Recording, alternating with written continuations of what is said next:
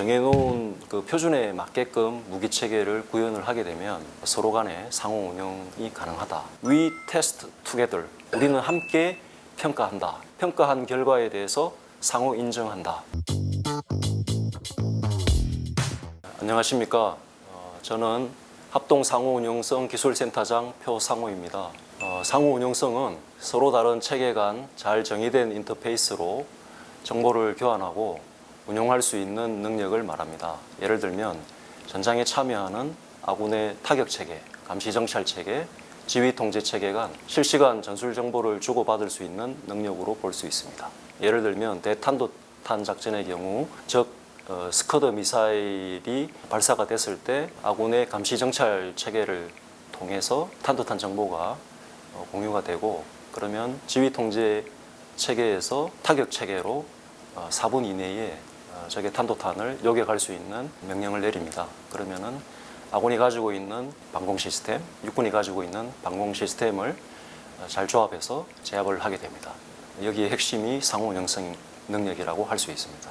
합동상호운영성 기술센터는 무기체계와 전력지원체계 도입 간 상호운영성 평가 및 기술관리 업무를 담당하는 국내 유일의 국방상호운영성 전담기관입니다. 상호운영성 평가는 무기체계 및 전력지원체계가 도입될 때 소요기획 단계에서부터 획득 단계, 운영유지 단계 등 5단계 6활동 전반에 걸쳐서 수행하는 평가 절차를 말씀드리는 겁니다. 상호운영성 평가의 어떤 결과는 주위로부터 어떤 영향을 가능한 한 받지 않도록 있는 그대로 평가 기준, 평가 절차에 맞춰서 결과가 나와야 됩니다. 그래서 국군지휘통신사령부에서 국방부에 건의를 해서 군 책임운영 기관으로 현재 독립적으로 운영하고 있습니다. 한반도는 작전 반경이 매우 짧습니다. 따라서 실시간 정보 공유가 더욱 강조되고 있습니다.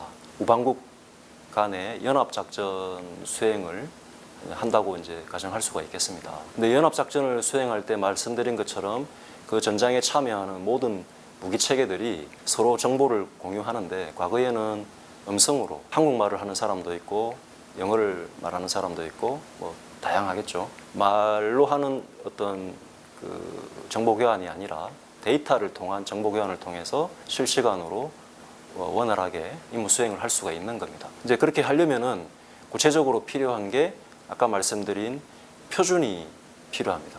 우리가 링크 16, 그 다음에 링크 22 이렇게 이야기하는 부분이 국제 표준 전술 데이터 링크 프로토콜 이렇게 이제 이야기할 수가 있습니다. 그걸 정해놓으면 정해놓은 그 표준에 맞게끔 무기 체계를 구현을 하게 되면 임무 수행을 할 때 서로 간에 상호 운영이 가능하다, 이렇게 이제 표현할 수가 있겠습니다. 멈티가 이제 지금 현재 군에서 이슈로 이제 많이 거론이 되고 있습니다. 유무인 복합 전투 체계를 운영하게 되면 예를 들어서 한 명의 조종사가 나머지 3개의 무인기를 활용해서 임무 수행을 할 수 있는 그런 장점이 있습니다. 이런 멈티를 기술적으로 구현을 하기 위해서는 상호운영성이 특히 중요한데요.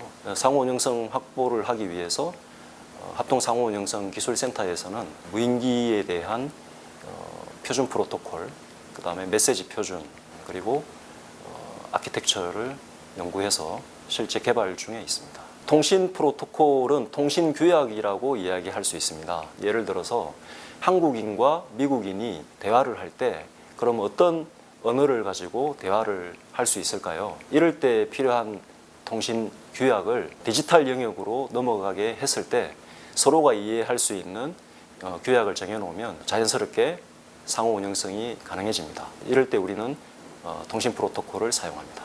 우크라이나 러시아전에서 보면 1년에 우크라이나에서 생산하는 드론이 이미 100만 대가 훨씬 넘었습니다. 군사용 드론뿐만 아니라 군사적 활용을 할 수 있는 상용 드론을 도입을 해서 운용을 하고 있습니다. 이런 드론들이 군사적 사용에 맞게끔 표준화되어 있지 않으면 end-to-end으로 수많은 이제 지상 통제 시스템을 가지고 운영을 해야 되는 제한 사항이 있습니다. 이기종 드론의 경우 지상 통제 시스템이 각각 다 필요하게 됩니다. 이런 제한 사항들을 극복하기 위해서 센터에서는 군사용 드론 및 군사용 상용 드론을 확보할 경우 상호 운영성 확보를 위해서 지상 통제 시스템이라고 이야기하는데 통합 GCS와 통신 프로토콜, 메시지 표준 등 7종의 표준을 개발하였습니다. 이런 표준이 개발되어야만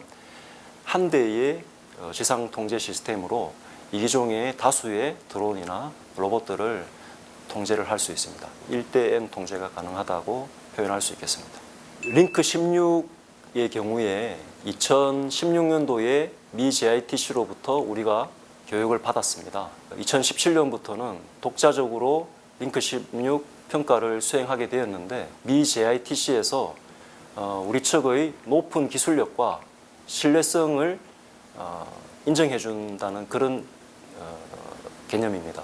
제1입의 경우 2024년 미 JITC로부터 교육을 받았으며 2025년 한국형 패트리엇 체계라 불리는 천궁2 작전 통제소를 대상으로 독자적인 제1입 평가를 계획하고 있습니다. 링크 22 같은 경우에는 최초 교육이라는 이야기를 들었습니다. 해외로 교육하는 것은 최초 교육이고 우리의 요구 때문에 새롭게 그 교육 과정을 개설한다고 이야기를 들었습니다. 2025년도에 평가 도구를 확보하고 2026년도에 미 JITC로부터 교육을 받게 되면 2027년부터는 본격적으로 독자적인 평가가 가능할 것입니다. 독자적으로 상호 운영성 평가 능력을 갖추게 되면 첫째, 미 JITC의 평가 일정에 의존하지 않고 한국군 무기체계 전력화 일정에 맞게 평가하여 적기 전력화가 가능합니다. 둘째는 이 체계 지불하는 평가 비용 약 100억 원의 예산 절감이 가능합니다. 독자적으로 주관한 링크 16 평가 실적으로 지난 2024년까지 FA50, KF21 등 무기체계를 평가하여 약 50억 원의 국방 예산을 절감하였습니다. 셋째, 언급한 한국산 무기체계들이 센터 주관 연합 상호 운영성 평가를 통과하게 되면 이라크 및 폴란드뿐만 아니라 30여 개국 이상의 나토 회원국에서도 연합작전 능력이 검증된 한국산 무기체계를 신속하게 도입할 수 있으므로 K-방산 수출에 크게 기여할 것으로 기대합니다. 그런 게 가능합니다. 아직까지는 이제 그런 사례가 없는데 미 JITC에서 평가해야 되는 그 대상 체계가 최소 2, 3년치 이제 밀려 있는 상황입니다. 아시아 지역에서 연합작전에 사용되는 미군과의 연합작전에 사용되는 무기 체계들을 평가하는 것을 위임할 가능성도 있습니다. 그래서 올해 4월 달에 미 JITC 사령관이 와서 함께 교류 협력을 강화를 했고 그 당시의 슬로건이 We Test Together 이었습니다. 우리는 함께 평가한다. 평가한 결과에 대해서 상호 인정한다. 이런 개념으로 동맹을 강화하고 있습니다. 합동상호운영성 기술센터 전 직원이 국민을 위해서 헌신 노력할 수 있도록 많은 격려와 성원 부탁드립니다.